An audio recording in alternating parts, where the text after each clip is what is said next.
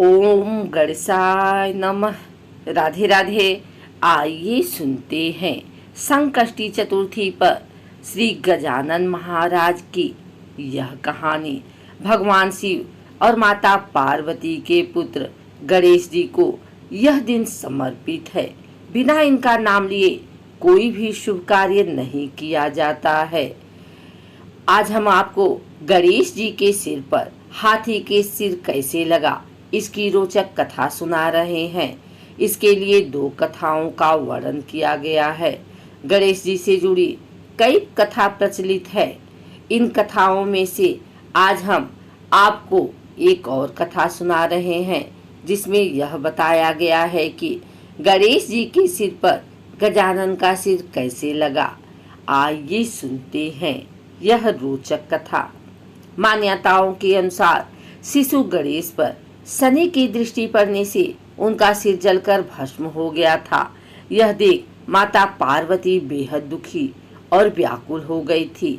दुखी माता पार्वती ने ब्रह्मा जी से कहा, सबसे पहले जिसका भी सिर मिले उसे गणेश के सिर पर लगा दो। ऐसे में सबसे पहला सिर हाथी के बच्चे का मिला और इसके सिर को गणेश के धड़ से लगा दिया गया। इस प्रकार गणेश गजानन बन गए। इसी को लेकर स्कंद पुराण में एक और कथा वर्णित की गई है, जिसके अनुसार माता पार्वती जी स्नान करने जा रही थी। उन्होंने गणेश जी को द्वार पर बिठा दिया। इसी बीच शिव जी आ गए। वो पार्वती जी के भवन में प्रवेश करने लगे, लेकिन गणेश जी ने उन्हें रोक दिया। इस पर शिव जी बेहद क्रोधित हो गए। क्रोध में आकर उन्होंने गणेश जी का सिर काट दिया। गणेश जी की उत्पत्ति पार्वती जी ने चंदन के मिश्रण से की थी। जब पार्वती जी को पता चला कि शिव जी ने उनके पुत्र का सिर काट दिया है, तो उस पर वो बेहद क्रोधित हो गई। उनके क्रोध को शांत करने के लिए भगवान शिव ने एक हाथी के बच्चे का सिर लिया और गणेश जी के सिर पर लगा दिया। इससे गणेश जी जीवित हो गए। ऐसी मान्यता है कि भगवान श्री गणेश की पूजा करने से पति की लंबी आयु होने के साथ साथ ससुराल हमेशा खुशियों से भरा रहता है। वहाँ कोई भी दुख दरिद्रता कभी नहीं आती। आइए जानते हैं सुहाग की लंबी आयु देने वाले भगवान श्री गणेश की अद्भुत कहानी। एक समय की बात है, एक भाई बहन रहते थे। बहन का नियम था कि वह अपने भाई का चेहरा देखे बिना खाना नहीं खाती थी। हर रोज वह सुबह उठती थी और जल्दी जल्दी सारा काम करके अपने भाई का मुंह देखने के लिए उसके घर जाती थी। एक दिन रास्ते में एक पीपल के नीचे गजानन की मूर्ति रखी थी। उसने भगवान के सामने हाथ जोड़कर कहा कि मेरे जैसा अमर सुहाग और मेरे जैसा अमर पीहर सबको दीजिए। यह कहकर वह आगे बढ़ गई। जंगल के झाड़ियों के कांटे उसके पैरों में चुभा करते जाते थे। एक दिन भाई के घर पहुंची और भाई का मुंह देखकर बैठ गई। तो भाभी ने पूछा, पैरों में क्या हो गया है?